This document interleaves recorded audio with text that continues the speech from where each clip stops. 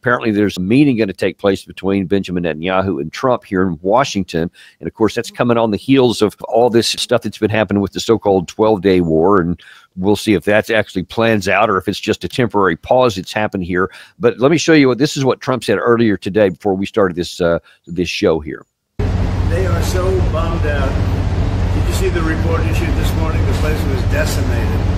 It'll be years before anybody even gets down there. So that's not a priority, but we'll have a report and we'll have whatever we want. We'll get from whatever we want from Iran. And I think, and I hope they will have a good, they have massive sanctions right now, biting sanctions. It's going to be very hard for them to do anything with those sanctions. And I look forward to maybe there'll be a time when we get along with them and they can rebuild their country. But is there a point where you tell Netanyahu, like, you've got to end this now, you got to strike a deal? Well, he wants to. I can tell you he wants to. I think we'll have a deal next week. Thank you. That's what I think. I think we'll have a deal. Gary, if you could also play that other one we have of Trump talking about Netanyahu.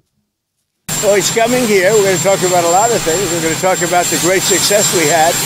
I mean, we had an incredible, in Iran, we had an incredible success, like really nobody's had in many, many years. That was a precision war strike, and the word obliteration can now be used because the Atomic Energy Commission said you can't even get into the place. It was demolished. It was really demolished.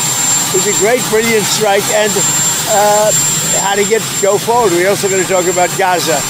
We want to get the rest. We got a lot of hostages back, but we're going to talk about Gaza.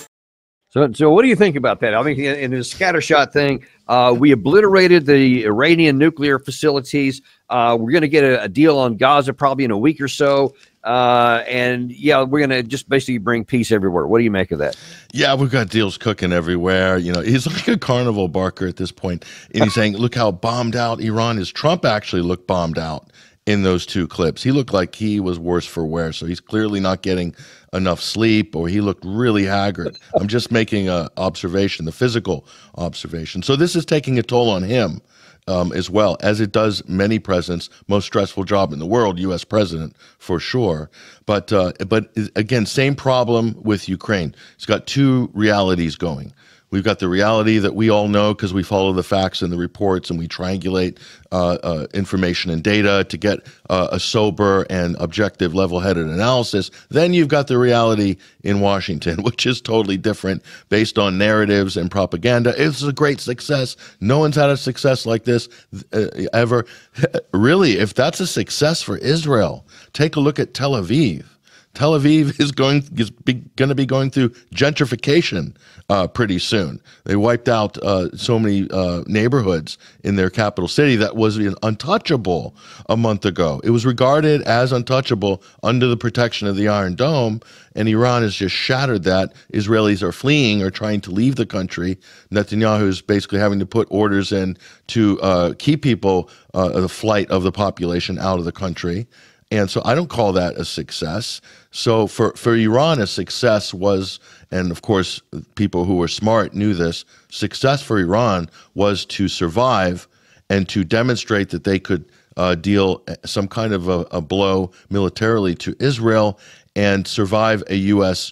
attack. And they've done that. And it's galvanized support within Iran in ways that has never been imagined before. And they've got everybody in that country behind the leadership, even people that were criticizing or skeptical of the leadership. I've even seen royalists in America that are basically standing behind the Ayatollah because they're standing with the Iranian people against Israeli aggression.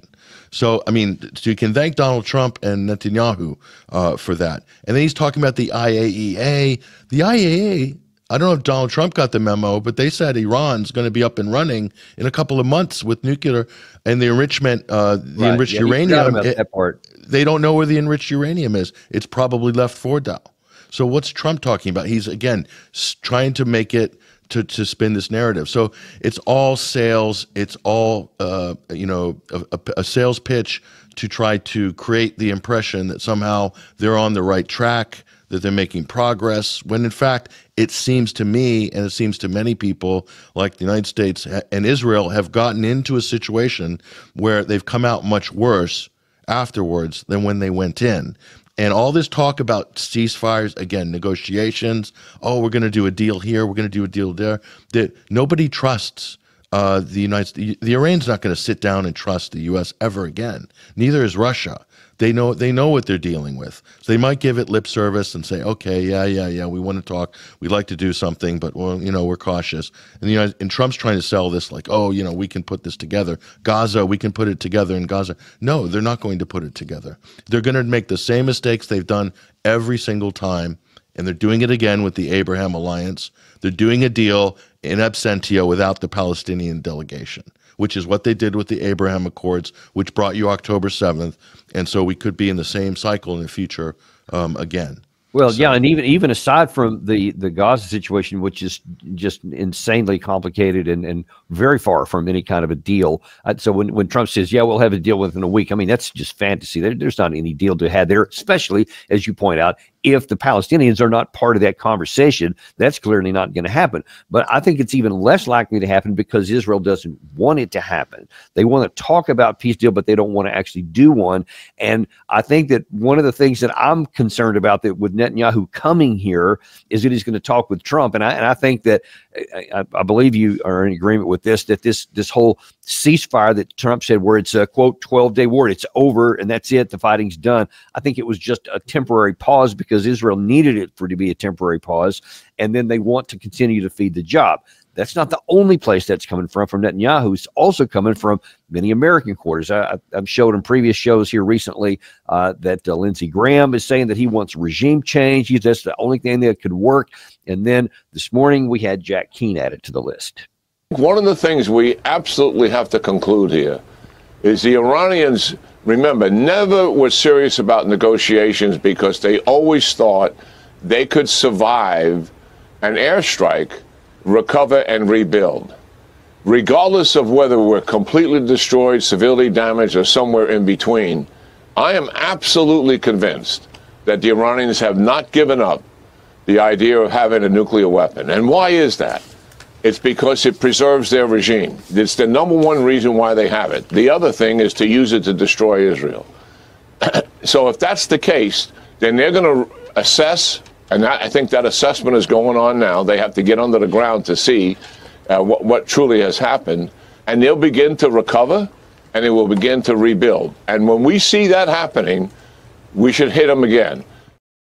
You know, the reason I chose that particular clip there is because I think Keane unintentionally revealed the truth that he actually knows despite from what he said, because he said the only reason they want to bomb is for regime survival, i.e. deterrence. And there's a lot of logic for that. And then he's like, oh, well, and then, of course, to destroy Israel. Like, those are mutually exclusive. You can't have a bomb for deterrence and security, and you want to get it to destroy Israel, because then that's basically suicide, because you would be obliterated with nuclear weapons more than what you could stop. And they won't do that. And he knows they won't do that, but you see he's still advocating, let's get ready to hit them again. Ergo, there will be no peace. Yes, because he can't admit that Iran is a rational actor in the international system. He can't say that they're pragmatic and they will trade blows, but restrain themselves to make sure they're not, going over the top and exposing themselves as the belligerent or as the warring party. And so he can't say that. He can't say that Iran is behaving like India. Iran is behaving like China. Iran is behaving like the Russian Federation. No. It's the crazy mullahs, and they just want to wipe Iran off the map because of something Ahmadinejad said in a speech at Columbia University in 2007. That's basically where they're at. And that's where they've been at Fox for the last 30 or 40 years. They haven't changed their tune much. And Jack, again, tells them what they want to hear. That's why they pay him $500 or $1,000 a pop for a 5-minute segment. I'm not sure what his rate is, but I'm sure it's not cheap, and he's not doing it for altruistic That's the good news of his heart, yeah. but the point, the real ruse of all this is this idea that there's a ceasefire cooking, and so you see a pattern. Let's just very quickly, I'll show you. The first, Witkoff, Trump comes in, gets inaugurated. Witkoff is the man. He's the special envoy. He's the wizard. He's the magic man. The magic man goes there, tells Netanyahu off on Shabbat, boom, ceasefire. Everyone's celebrating. Only Trump could have brought peace to the Middle East. Only Donald could have done it. And of course, then Netanyahu comes at the beginning of February, and they have their face-to-face meeting. And what happens after their face-to-face meeting? No more ceasefire. The war resumes. In fact, it resumes even more violent than before in terms of the amount of bombing they're doing of refugee camps, and they blockade. They cut off food, water, and supplies, and continue to block UN aid into. So that's the pattern, and then it happens again. Then Witkoff is deployed, and he's going, "We're going to lift the siege. We're going to let food and water in. You just have to release these hostages, these Israeli hostages, and don't worry, Hamas. We're going to, I'll do something for you. You do something for me." And of course, then they release the hostages, and they don't lift the siege. They don't lift the siege. Instead, they send in U.S. mercenaries in the Gaza Humanitarian Foundation, which is a total scam, and they're creating feeding points, lining people up, and then shooting at them. And that's been going on for a month, and there's no outrage about this. So what's going to happen now? A rinse and repeat. You're going to see the same. A pause, maybe. He's talking about a 60-day ceasefire. It's ridiculous. He's putting these time limits on these things. Israel has broken every single ceasefire, any single agreement that's ever been reached between these two parties. Israel has violated it because Israel has objectives. They want to ethnically cleanse the Gaza Strip, full stop. It's obvious by now. And they want to make it unlivable. And they have destroyed, hundreds of thousands of homes and killed, by the last report from Harvard Dataverse, 377,000 Palestinians dead or missing in Gaza. This is way beyond 60-odd thousand, the number we were previously working on. And so what's going on here? Is Israel going to suddenly reverse their policy, or are they going to finish the job, which which is being pushed for in the Israeli political circles and rhetoric? They want to finish the job. They've just suspended Netanyahu's corruption trial. Trump even weighed in to tell the judiciary to back off Netanyahu because he's done so much for Israel. They're going to suspend his trial because, again, they want him to finish the job. They want him to cleanse Gaza of Palestinians. I don't see any indication that this policy is going to be stopped or reversed. So all of this is talk. All of this is just smoke and mirrors. With Israel, look at the facts on the ground. That's what matters. If there's any serious change in facts on the ground, then you could say progress is being made. But I just see a lot of talk, a lot of shuttle diplomacy, and nothing changing on the ground. Just getting worse, actually, for the native Palestinian population. Yeah, I thought it was bizarre, is the most charitable way I could put it, that last week Trump is really trying to press that he wants a Nobel Peace Prize when he hasn't brought peace anywhere to any of these places. And it's just odd that that's where his mind is, but none of his actions are there, because he could, if he wanted to, he could bring peace to these places by using our significant leverage in both the Russia-Ukraine and in the Middle East. It could have ended those wars. And then I would advocate for him having a Nobel Peace Prize.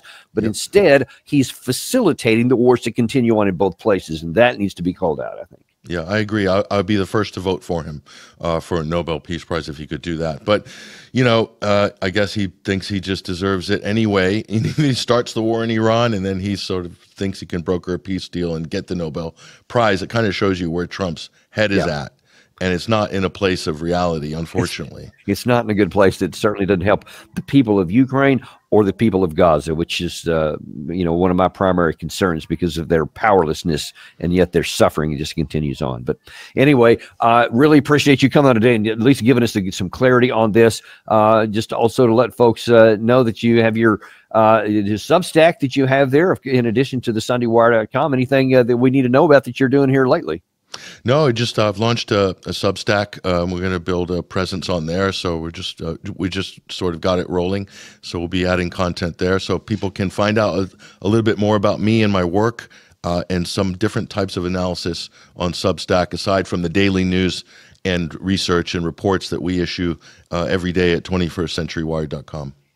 Very good. Yeah. And we recommend people going there. And that was a really cool picture of you up there, by the way. So that was cool. Because I know you've been around a little bit. You don't just stay in your little studio like I'm kind of stuck into it. So you have some mileage put on your shoes from stuff. So I recommend people go in there and check it out and find out what you're saying here lately. So thank you very much for coming on today, Patrick. We always appreciate it. We always also appreciate you guys, because without you, there is no show. And we are going to continue to be unintimidated and uncompromised to bring you the truth, no matter what it is and who's doing it, because you need to know the truth to make sense of the world around you. And we'll keep doing that. Thanks very much. And we'll see you on the next episode. Daniel Davis Deep Dive.